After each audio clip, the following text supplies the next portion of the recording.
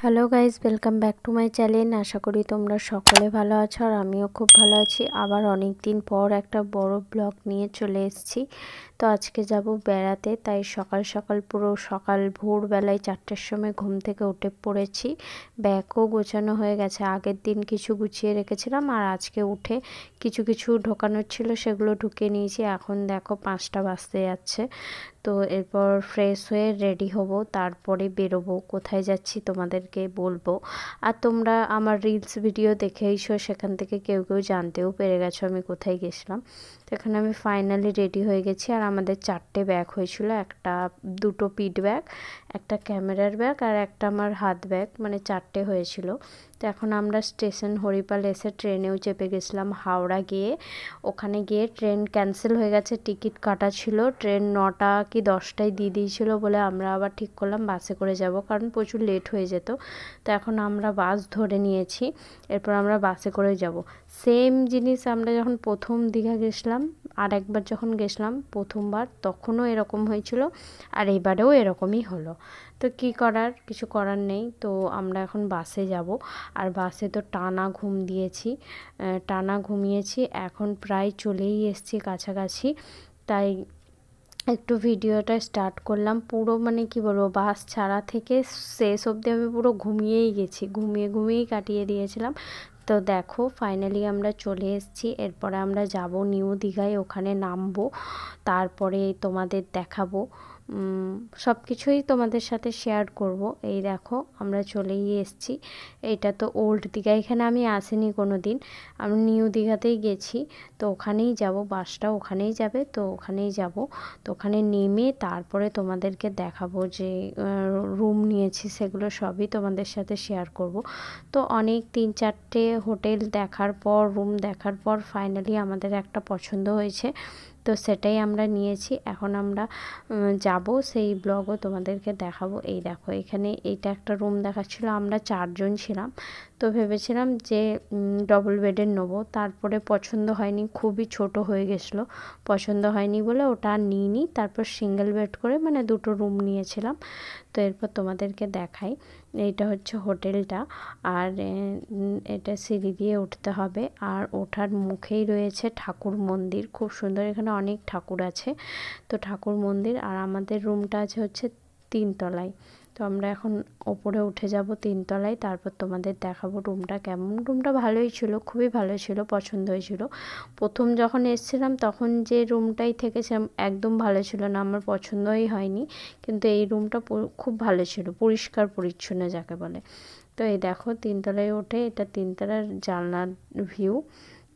তো এই যে আমাদের রুমে ঢুকে পড়ছি। রুমে ঢোকার সামনেই যেগুলো থাকে, রুম অগোছালো। দুদিন আমরা কদিন ছিলাম, হ্যাঁ 2দিন ছিলাম, মানে যেদিন গেছি তারপরে 2দিন ছিলাম, 3দিনের দিন বাড়ি এসেছিলাম। 3দিন না, 4দিনের দিন বাড়ি এসেছিলাম।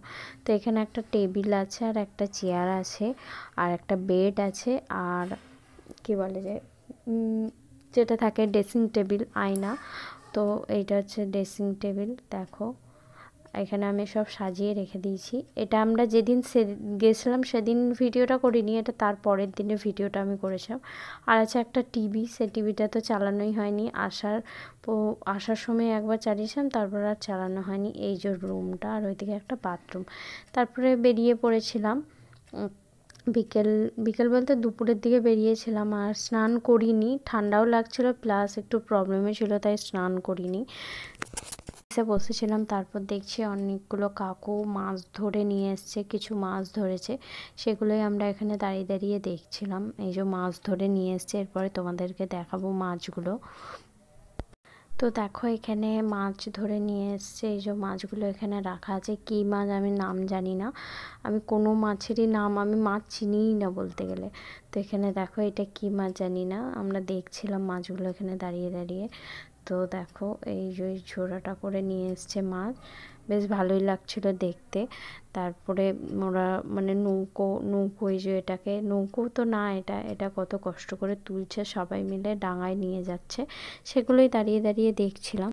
তো আমাদের দীঘা যাওয়ার হঠাৎ করে প্ল্যান হয়েছিল, আর বিশেষ করে এই যে এই দোলনা না কি এটা দেখছো, এটাই চাপার প্রচুর ইচ্ছে ছিল, কিন্তু আমরা যেদিন গেছি সেদিন ওটা বন্ধ ছিল। আর প্লাস হচ্ছে সেদিন ওখানে সেই জগন্নাথ যে মন্দিরটা হয়েছে ওইটা উদ্বোধনের জন্য মমতা এসেছিল।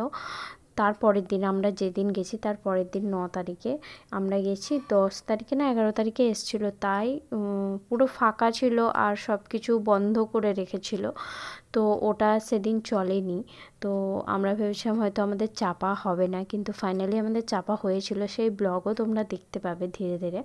তো এডিট করার কারণের জন্য পোস্ট করা হচ্ছে না, তো ধীরে ধীরে তোমাদের সাথে সবই শেয়ার করব, এখন কাজের প্রচুর চাপ। তো এখানে আমরা এখন গোলা খেয়ে নিচ্ছি, আর এইটা দীঘায় আমার কি বলবো এত ভালো লাগে, ধারণার বাইরে। আমি দীঘাতেই প্রথমবার খেয়েছিলাম, আগে কোনো দিনই খাইনি। তো এখন এটা কিনলাম গোলা, এটা খাবো, তারপরে রুমে চলে যাব, তারপরে রুমে গিয়ে খাওয়া দাওয়া করে একবারে রুমে চলে যাব, তারপরে আবার বিকেলে বেরোবো, সেগুলোই দেখাবো তোমাদের। তো দেখো এখন সন্ধ্যের বেলায় আমরা রেডি হয়ে বেরিয়ে পড়েছি, আর ওই যে পার্কেটা আছে ওটার মধ্যে এসছিলাম যে ওই দোলনাটাই যাবো বলে, কিন্তু গিয়ে দেখছি ওই দোলনাটা এখন বন্ধ রয়েছে।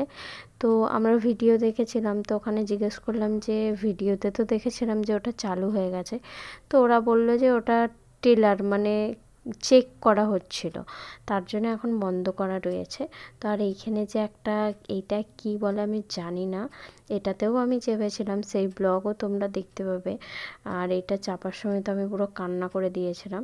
তো এখন এই পার্কের মধ্যে এসছি, ভাবলাম এই সাইকেলগুলোতে চাপবো, কিন্তু কি বলবো মানে এত 2জন না 3জন চাপবে, এক একজনের মানে 150 টাকা করে নিচ্ছিল হয়তো, কিন্তু আর চাপিনি।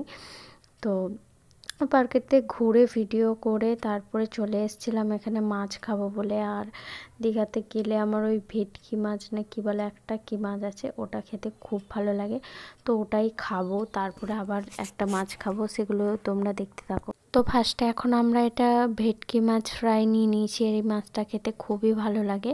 তো আমি ভুল বলছি না ঠিক বলছি, তোমরা দেখে বলো এটা কী মাছ।